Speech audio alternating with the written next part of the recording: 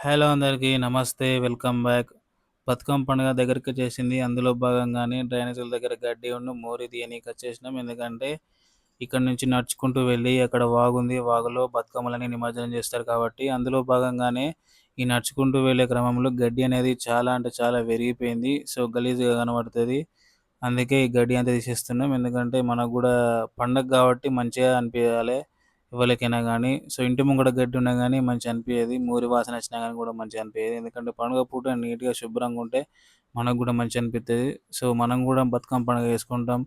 ప్రజలు గూడా బతుకమ్మ పండుగ చేసుకుంటారు కాబట్టి సో, అందులో భాగంగానే గడ్డి అంతా తీయడానికొచ్చేసినాం. చూడండి చిన్న చిన్న కుప్పలు గడ్డి అనేది ఈసారి కొంచెం తక్కువనే పెరిగింది. కానీ వర్షాల కారణంగా మాకు ఏమైందంటే వర్షంలో ఉన్న చెత్త అంతా కొట్టుకెళ్ళిపోయింది. సో, ఆల్‌మోస్ట్ చెత్త అనేది ఏం లేదు. చాలా అంటే చాలా తక్కువుంది.